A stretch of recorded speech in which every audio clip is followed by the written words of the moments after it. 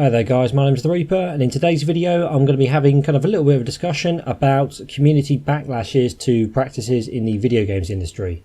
So basically this is going to be a video using 3 different examples I've found in recent years of where the community or fan base for a game have not been happy with the way that the developer or the game or the publisher of the game have kind of tried to sell the game, or a business practice that they've used that the community aren't happy with. 3 different examples of a backlash that followed from that. What resulted of that backlash, did it sort of achieve what it set out to do, and then kind of my opinion on what can we do if we can do something to prevent poor business practices in the video games industry. So I've got 3 examples to use. The first one I'm going to use is the augment your pre-order, which was the Deus Ex Mankind Divided pre-order. That's what you're seeing now in the background. I've done a full video on this already, a bit longer, gives you the full picture. I'll give you the short version just for the purposes of this video, just because I'm talking about 3 different games. So if you click that image annotation in the bottom right hand corner, click on that, go to enable annotations, click on that, that will take you to watch the full video if you want to see all that first. Not necessary, just gives you the sort of full details.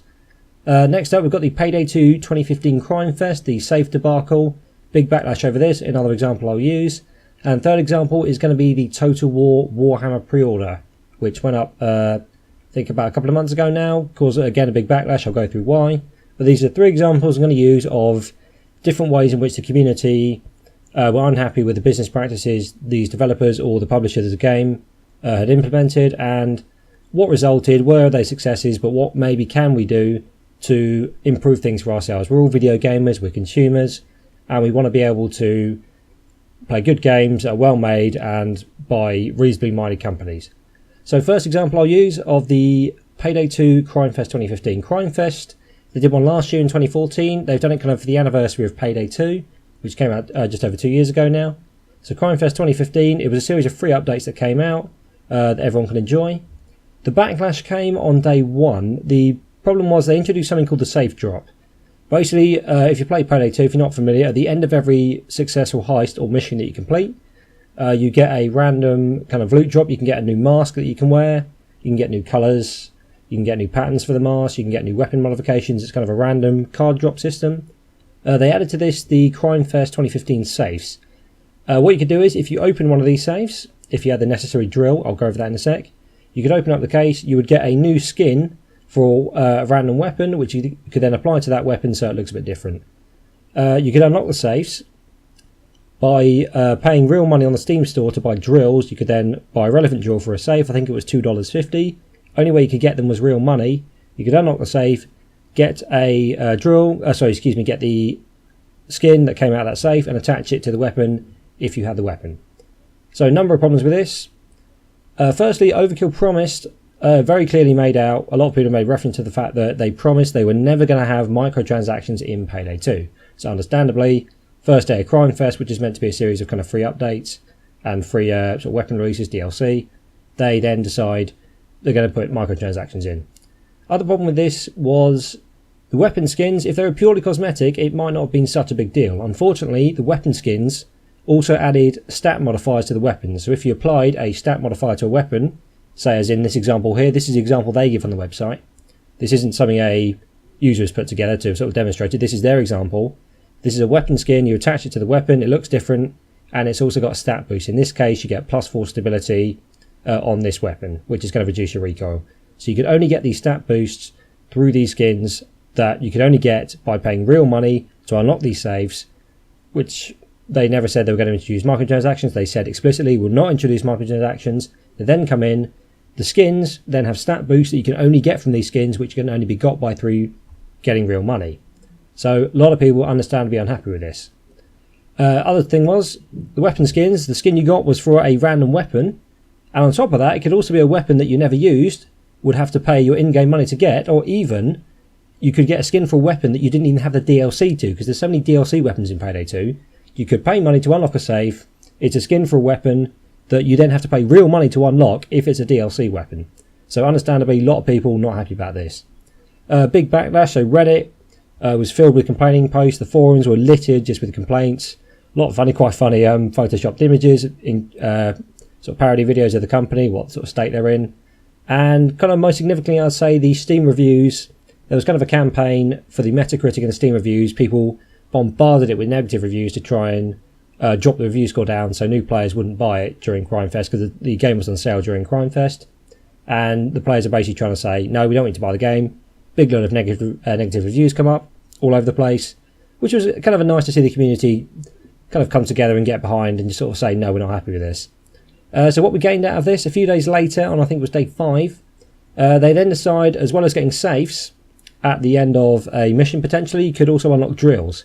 So they basically implemented a way for you to be able to get drills, but without having to pay real money. So you had a chance at the end of the game to either get a safe, one of the original items, or you could get a drill as well. So if you're lucky enough, you'd get a safe, then a drill to unlock it, so you wouldn't have to pay any real money. Problem is, no one knew the percentage at the end of the mission of the chance of you actually getting a drill. You had to get the relevant safe for it, and they still didn't change anything else. So despite the backlash, there was a small chance you could randomly get a free drill, but the only way you get it for sure is to actually buy it. No one knew the percentage, and all the stat boosts and weapon skins were still in place. You could still pay for drills to unlock the safes, and they didn't really fix the issue. It's kind of more of an appeasement than anything. So it's probably Payday 2's kind of example of where the community backlash was nice. It was nice to see it. Maybe they knocked a few sales off, which is nice, but ultimately it didn't really change. Overkill and Starbreeze didn't really feel phased enough to actually change much. They kind of just thought they'd appease the community a bit. On top of that, a few days later, after the initial wash had sort of died down slightly, they then decide to introduce the team boost feature to the skins. So what this meant was, if you had a weapon skin, it could also come with a team boost, which basically increased the EXP you got for you, and if you joined a online game, it increased the EXP all your party members got as well.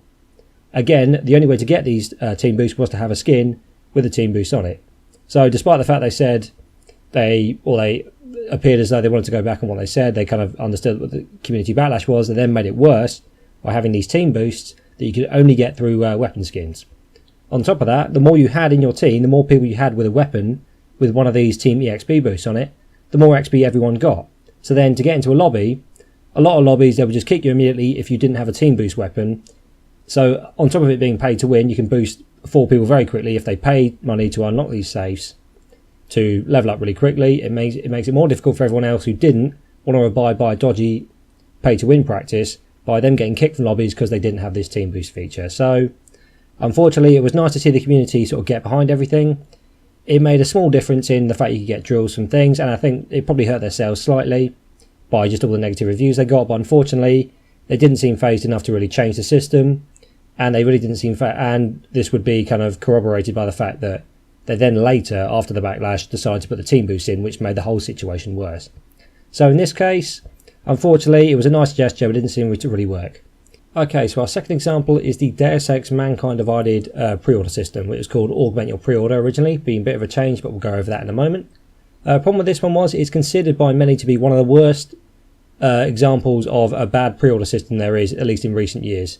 Loads of YouTubers got on the back of this. Total Biscuit did quite a good video on this one, but loads of people, loads of big YouTubers, more than normal, got on the back of this. Again, standard social media complaints for everyone else. Problem with this, as with a lot of pre-orders, one of the big complaints was the fact they lock content out to put specifically for pre-order only customers, and after the game's released, chances are you're going to have to pay money for it. When they actually released the initial video, again I cover this in my other video, the longer one, they actually worded this as DLC that you can get if you pre-order the game. There was a mission that you can only get if you pre-order the game, so basically the game is months away from release and they've decided already this mission, we're going to cut that out. It should be in the game, but we're going to cut it out and put it as a pre-order bonus. On top of that, there were some weapons packs and some money packs you could get, which you only got if you pre-ordered. And there were a couple of other things you could get as well, which were, say, there was an art book, I think, little novella. And the main thing which you could potentially get, which I'll explain, was a 4-day early release.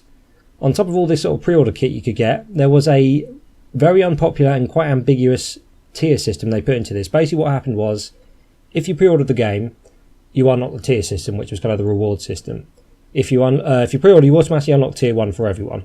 So anyone who pre-orders gets access to the first tier, which was a series of 3 DLCs. You got to pick between 3 different weapon packs, and you got 3 different sort of skins as well. So there was kind of a stealth pack, a combat pack, and another one. Basically, if enough people pre-ordered, the sort of bar would go up, and if enough people pre-ordered, you would then unlock tier 2, which gave access to a choice between 2 different things. Again, if more people pre-ordered all over the world, you would then get access to tier 3, tier 4, etc. If enough people kept pre-ordering, you would unlock tier after tier. Problem was the ambiguity, the way they did it.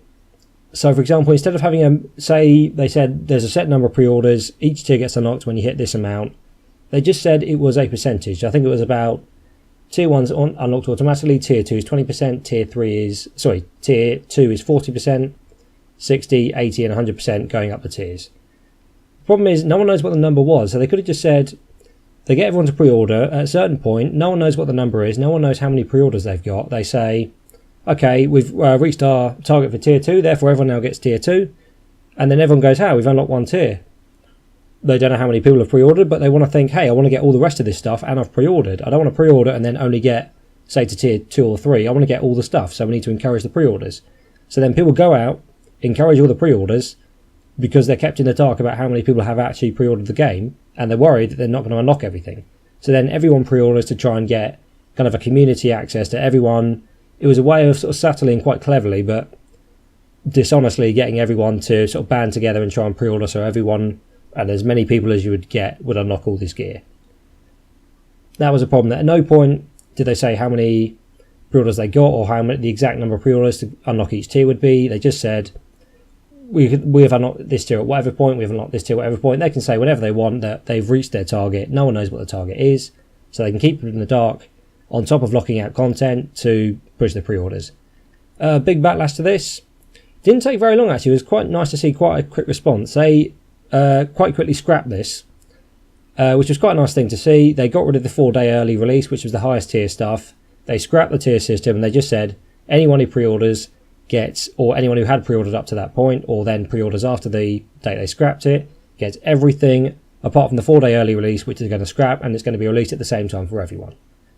Problem was, then, as kind of the minor point, the people who pre-ordered hoping to get the early release would then never get it. But on top of that, looking past the details, it looks like a bit of a victory, but unfortunately they still locked out all the rest of the content, including the mission, including all the DLCs, as a pre-order bonus. So despite getting a little bit of a victory, they got rid of some of the ambiguity of the tier system and who would get the early release. There was even ambiguity in the wording as to who would actually get the early release. But there is still a pre-order bonus. If you pre-order, you get a bonus, which is still not a great victory. So it's a nice little victory to see. They sort of realised how annoyed people were that they were taking the piss, and they thought it was just too dishonest. They went a bit too far. So they've got a standard pre-order now. They seem to have sort of placated most of the community. But unfortunately, it's kind of a small victory, but there is still a pre-order bonus, which is never a good thing. And pre-ordering a game, as I think a lot of people would now agree, is never really a good thing. So maybe a minor victory in this case. Payday 2, probably the best example of a recent failure. Augment your pre-order for Deus Ex Mankind Divided. Small victory, but again, think a bit of a problem. This is going to bring me on now to my third example, which is Total War Warhammer, another pre-order system. Again, another video on this. I'm going to plug myself a little bit again. So if you click on that annotation, that's going to take you to this video, a bit shorter. It's kind of easy to explain. Problem with this one, they had a similar thing, I think, for Rome 2 and Attila. If you pre-order Total War Warhammer, it's basically a Total War game based in the Warhammer Fantasy Games Workshop universe. If you pre-order, there are 4 races. There are the Empire, which is kind of the biggest human faction. There are Greenskins, who are Orcs and Goblins. There's Dwarves, and there's Vampire Counts. If you pre-order, you also get access to the, I think it's worded as the Warriors of Chaos Race Pack DLC. Anyone who knows the Warhammer universe, I've explained this more thoroughly, locking out the Warriors of Chaos as a pre-order bonus. Firstly, it's locking out 20% of all the factions, so you only get access to 4 factions. They've locked out a huge amount of content. A full race is the most fleshed out race we've seen. It's the most, there's the most content, there's the most sort of knowledge of what's actually in that race in the game so far. They've already locked it out about half a year from release as a pre-order bonus. But the fact they've locked out Warriors of Chaos is basically the equivalent of, say they were making Rome Total War 3. It's pretty much the equivalent of saying, if you pre-order the game, you get to play as the Romans. You get the Romans race DLC pack for free. That's basically the equivalency of Warriors of Chaos. Are, for those of you who aren't familiar with the Warhammer universe, they're the most significant evil faction in the game, and they're pretty much considered the strongest. The overarching plot is the Empire, which is the other human race, which is the quote-unquote good race, although obviously it's a bit more complicated than that. It's a medieval world, they're not necessarily good. But if Chaos managed to conquer the world, that's considered it. Basically, the overarching plot is there's loads of sub-wars, there's order and destruction, the order factions have fought each other, the destruction factions, including Warriors Chaos and a bunch of others, have their own wars, but the overarching theme is Empire versus Chaos. If Chaos manage to kill the rest of the human Southlands, they will then basically take over the world. They're the most significant evil faction in the game, and as I said, it's the equivalent of locking the Romans out of the Rome Total War 3 or Total War 2 game by DLC pre-order. So basically, understandably, big backlash. This is the examples I would use, I think, to what we need to do, I think, to stop this sort of pre-order practice. So there's 3 examples we've had of dodgy pre-order practices. Payday 2, nice to see the big backlash. Ultimately, kind of a failure, didn't really deter them that much. Augment your pre-order, slight victory, bit better than Payday 2 situation, but the pre-order bonus is still unfortunately there. And the community backlash has unfortunately kind of died down a bit. I'd like to see people making a bit more of a fuss about this without being too whiny. I think there's still legitimate complaint here with the pre-order. There's a lot of pre-order content. Not really happy. Total War Warhammer, again, unacceptable pre-order bonus. It's ridiculous cutting that much content out as a start. Cutting out one of 5 factions as a DLC, months away from release. And the fact they've taken out Warriors of Chaos is an absolute joke. What really happens here is, at least in my opinion, which is I believe what happens, businesses are going to look at this from a monetary business perspective. They're not fussed about pre-order ethics as long as they're making money. So, for example, with Payday 2, they went, there's a really big community backlash here. People are still buying these drills, though, so at the end of it, we're making profit. We're still selling the DLC. People are buying the DLC because they've unlocked skins for DLC weapons that they want to try. They're buying the DLC. Most people just go, solid, don't really care, or just buy it anyway, or a bit annoyed but buy it anyway. So the company looks and goes, big community backlash to this, but we're making more money out of it, so what do we care? Augment your pre-order. Okay, there's a backlash. I tell you what, we'll change this around a bit. I think this might affect our sales. We'll change this around a bit, but fundamentally, we won't change the pre-order system because we still want people to pre-order, and people will still pre-order as long as we sort of loosen them up a bit. The Payday 2 situation, they allowed free drills, I think, to placate the community, but they weren't that worried that they then put the team boost in, so it would suggest that they're making enough money, they don't have to worry about the community backlash.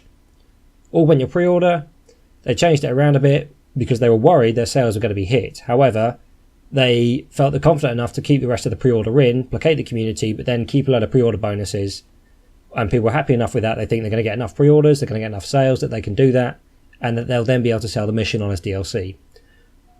The only time a business is going to change this sort of practice, they won't change it for ethical reasons or because they think they should be good to the community. The only time they're going to change these pre-order sort of practices and other dodgy business practices is if by doing them it has a negative monetary impact for them. What we need to do as a community, it's no easy task, we need to get the community together, raise awareness of this sort of stuff and say, for Total War Warhammer is the example I'd use, along with not pre-ordering Mankind Divided, do not pre-order the game. We need them to look and say, we've done this pre-order, people weren't happy about it, and we have lost a huge amount of business because of people not being happy with this. Therefore, if we want to make our money back, we're going to have to change our practice so people are happier, so they then buy the game. That is the only way I can see, realistically, that companies are going to change their tune. They look at things from a monetary perspective. If people complain, but then most people end up pre-ordering anyway, or most people just put up with it anyway, they're going to make more money. They're going to go, okay, well, some people are unhappy, but they're complaining. But in a far more tangible sense, it's come out well for us because we've made more money from the people that did buy, or the people that complained but bought it anyway. What we need to do is say, no, we're not happy with this system. We are not going to pre-order your game. Never pre-order a game and never put up with stupid business practices, because the reason they get away with this sort of stuff, businesses get away with this crap because people allow it. If people vote with their wallets, as they say, no, we're not going to put up with this. We're going to make this so people don't pre-order the game. We're going to raise awareness, tell people not to pre-order, tell them why they shouldn't. If we get enough people on board, they're going to go, hey, what we did has affected our sales, has affected our pre-orders. Then they might change their tune. They're only going to change their tune if it has a negative monetary impact for them. So that's what we need to do. So I would encourage, as much as possible, any situation like this, do not pre-order any game, especially not Total War Warhammer. raise as much fuss as you can, raise awareness. Gonna sound like I'm plugging myself. Link people to videos where people are complaining about this sort of stuff. Raise awareness, tell them why they shouldn't, and tell them why businesses are going to get away with these stupid practices because people are going to put up with them. I understand, I've pre-ordered games in the past, I've pre-ordered for pre-order bonuses, and I can understand the appeal, but the only way we're going to get companies to change their tune in the long run is to not pre-order their games and not put up with their business practices. So thank you very much guys for watching. I hope that was clear enough. If you've got any questions or comments, please leave them below in the comment section. If you like the video, like or subscribe, really helps out the channel. It's quite a small YouTube channel, so all the feedback and sort of promotion I can get would really help me out. Other than that, thank you very much for watching, and I'll see you next time. Cheers.